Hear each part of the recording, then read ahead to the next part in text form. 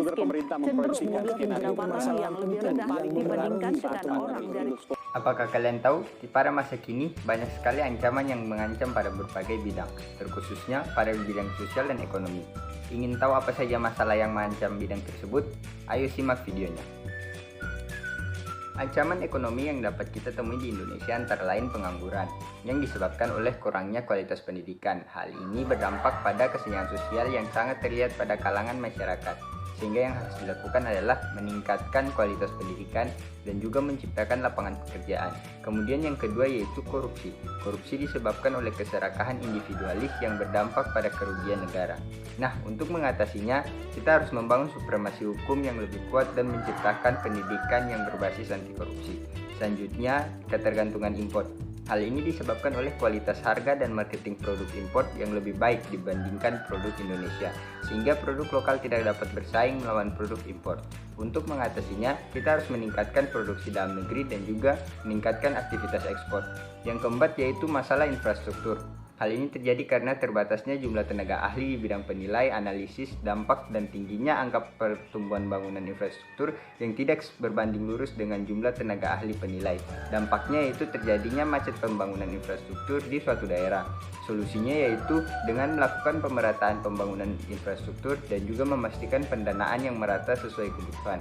Kemudian masalah inflasi yang terjadi karena uang yang beredar di masyarakat lebih banyak ketimbang yang dibutuhkan. Tentu dampaknya yaitu perekonomian di Indonesia menjadi tidak stabil. Sehingga untuk mengatasi masalah tersebut yaitu dengan cara menerapkan devaluasi, menekan tingkat upah, dan menerapkan kebijakan seperti moneter dan non-moneter. Yang terakhir yaitu hutang negara dengan negara lain.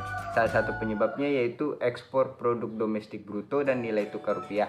Hal ini berdampak pada perekonomian Indonesia karena dapat dikuasai oleh pihak asing. Hal ini dapat diatasi dengan mengadakan penggalangan dana dari seluruh WNI dan meningkatkan pembayaran pajak. Nah, selanjutnya kita akan membahas tentang ancaman-ancaman di bidang sosial. Jadi ancaman-ancaman di bidang sosial yang dapat kita ketemui dalam kehidupan kita sehari-hari itu memudarnya semangat gotong royong, semangat solidaritas, kepedulian terhadap sesama, kesetiakawanan sosial, dan juga lunturnya nilai-nilai keagamaan dalam kehidupan bermasyarakat. Nah, lunturnya semangat gotong royong dan juga hal-hal lainnya tersebut itu disebabkan karena perkembangan zaman yang mengutamakan kesibukan masing-masing individu, sifat malas dan juga enggan berperan aktif dalam kegiatan masyarakat, serta sifat egoisme. Nah, sedangkan lunturnya nilai keagamaan ini disebabkan karena iman yang kurang kepada Tuhan Yang Maha Esa dan juga rasa cinta yang kurang kepada negara dan juga sesama. Kenapa sesama? Karena sesuai dengan firman Tuhan kalau kasih kita kepada sesama itu merupakan kasih kita kepada Tuhan.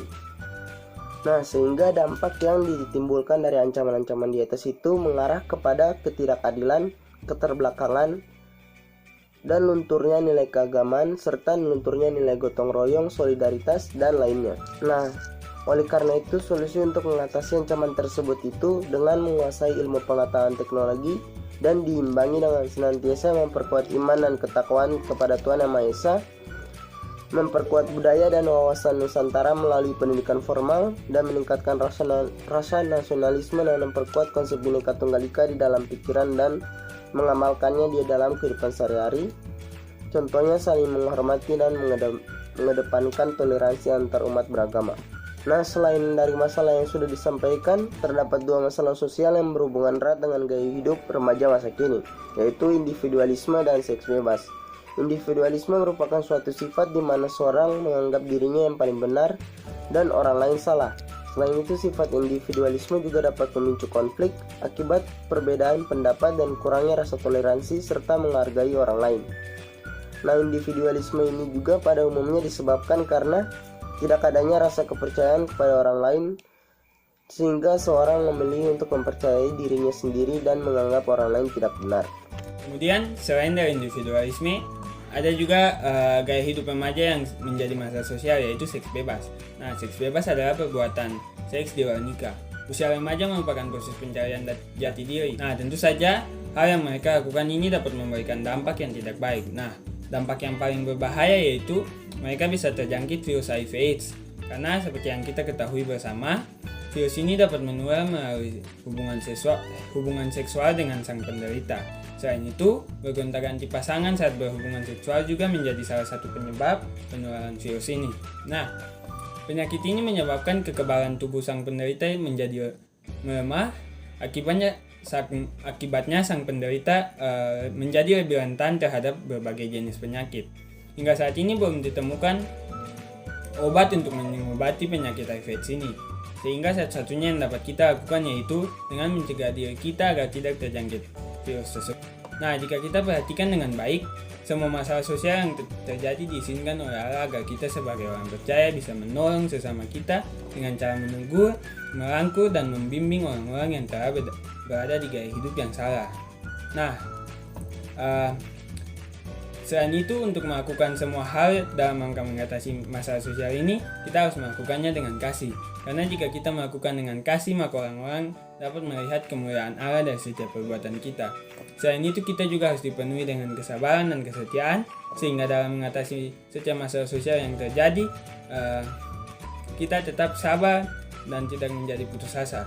Dengan demikian, sebagai orang percaya, marilah kita berkomitmen agar kita dapat menyikapi setiap masalah sosial yang terjadi dengan penuh hikmat, agar kita juga tidak terjerumus dalam dosa. Selain itu, yang terpenting adalah kita juga harus menjadi garam dan terang dunia, seperti yang ada dalam Matius 5 ayat 13-16. Nah, dalam hidup kita sehingga orang lain bisa melihat kemuliaan dan kebaikan Allah melalui setiap perbuatan kita, sehingga mereka bisa mengenal kasih Allah yang telah mengaruniakan anaknya yang tunggal untuk menebus setiap dosa kita.